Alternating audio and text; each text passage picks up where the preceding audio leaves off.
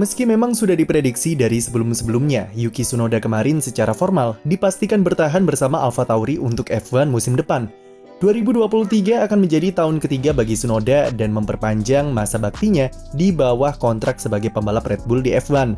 Artinya, jika dilihat dari kontrak yang valid dan gagalnya Red Bull merekrut Colton Herta yang terganjal super license, maka musim depan AlphaTauri seharusnya masih mempertahankan duet Pierre Gasly dan Tsunoda.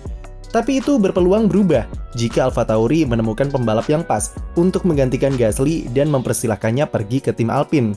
Meski performanya belum begitu memuaskan dan Tsunoda berulang kali meragukan masa depannya, tapi ada banyak faktor yang membuat kontrak pembalap Jepang ini diperpanjang oleh AlphaTauri.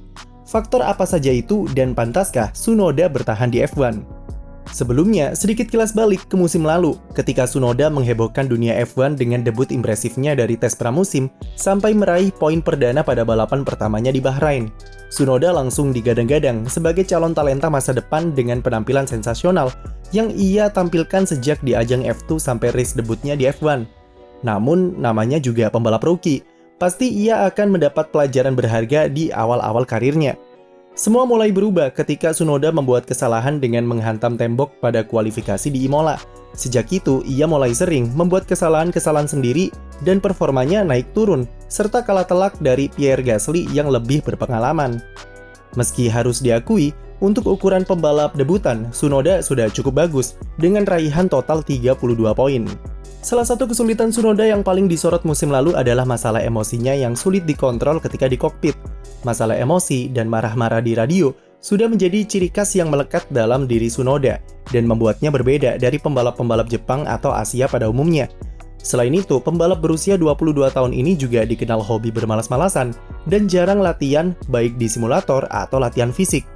Hal tersebut kemudian membuat AlphaTauri memindahkan tempat tinggal Tsunoda ke Faenza, Italia, supaya lebih dekat ke markas tim dan lebih mudah diawasi dengan program latihan yang diatur secara ketat. Ia bisa dibilang cukup beruntung punya bos tim seperti Franz Tost yang dikenal sangat berpengalaman dalam mengurus bakat-bakat potensial seperti Tsunoda. Di bawah bimbingannya, Tsunoda berhasil sedikit demi sedikit memperbaiki diri dan membuatnya memulai musim 2022 ini dengan baik.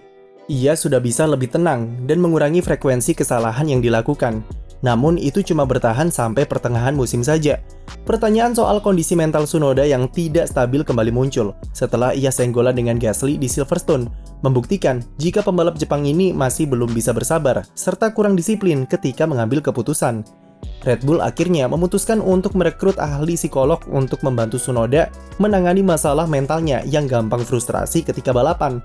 Itu juga menyebabkan Tsunoda terganjal beberapa penalti yang tidak perlu, seperti menghiraukan bendera kuning, atau seperti di Italia kemarin ketika dia dihukum penalti turun 10 grid karena mendapat 5 kali peringatan dari race steward.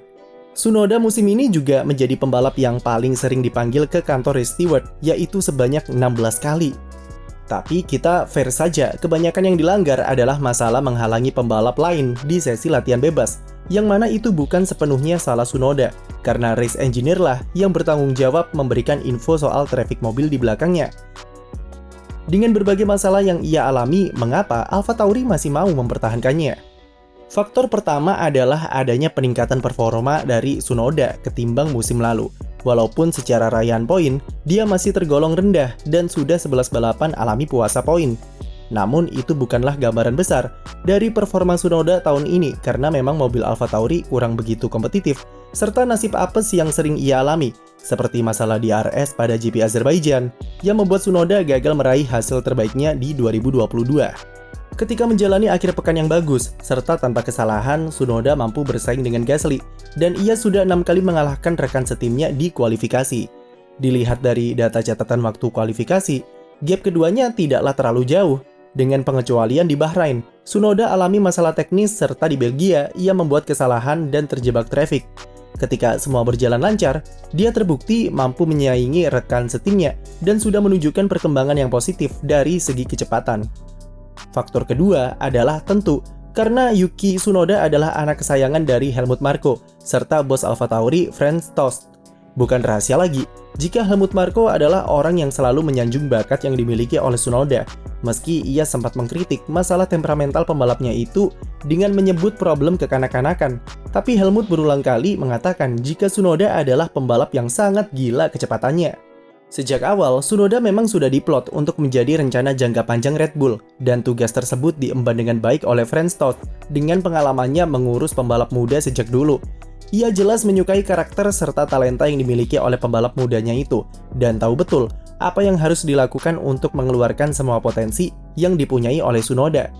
Lalu faktor ketiga pastinya adalah faktor hubungan kerjasama antara Red Bull dengan Honda yang diperpanjang sampai 2025. Tentu berpengaruh ke negosiasi kontrak masa depan Tsunoda. Meski menurut kami, kalaupun Honda pergi, Tsunoda kemungkinan besar tetap bertahan. Tapi tidak bisa dipungkiri kalau pengaruh Honda di sana cukup besar dengan dukungan yang diberikan. Selain itu, juga tidak ada pembalap lain di Akademi Red Bull yang bisa menggantikan posisi Tsunoda saat ini. Ditambah dengan situasi Pierre Gasly yang tidak menentu, maka satu-satunya pilihan terbaik adalah mempertahankan Tsunoda untuk musim 2023. Jika mau dikatakan pantas diperpanjang atau tidak, Tsunoda pantas-pantas saja untuk bertahan di F1 musim depan. Hanya saja musim depan ia harus mulai menaikkan level penampilannya dengan tampil secara konsisten di zona 10 besar, dan yang terpenting adalah lebih disiplin serta tenang ketika di dalam kokpit. Memasuki musim ketiganya, tentu hal-hal semacam itu sudah bukan kapasitas lagi bagi Tsunoda tahun depan. Tekanan dan beban di tim juga semakin berat seandainya Pierre Gasly jadi pindah ke Alpine, karena artinya ia akan jadi pemimpin di AlphaTauri. Tsunoda juga dikejar waktu, karena ia tidak bisa berlama-lama di AlphaTauri dan paling tidak musim 2024, ia harus bisa meyakinkan Red Bull untuk mempromosikan dirinya ke tim utama.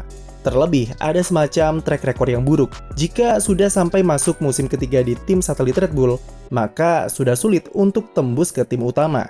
Seperti yang dialami oleh Carlos Sainz, Sebastian Buemi, dan Jean-Eric Vergne. Belum lagi ada pembalap-pembalap F2 seperti Ayumu Iwasa yang cukup menjanjikan di musim debutnya, atau pembalap muda berbakat lain di luar sana yang bisa mengancam posisinya tahun depan jika masih underperform. Tantangan terbesar bagi Tsunoda adalah bagaimana mengeluarkan semua potensi yang ada di dalam dirinya, dan tidak ada alasan lagi untuk tidak tampil maksimal di setiap balapannya. Karena itulah, Helmut Marko berani mempertahankan Tsunoda sampai 3 musim di F1, dan jika tidak ada peningkatan, Tsunoda kemungkinan akan berakhir seperti pembalap didikan Red Bull yang gagal di masa lalu dan akan diberi label sebagai pembalap paling overrated di F1.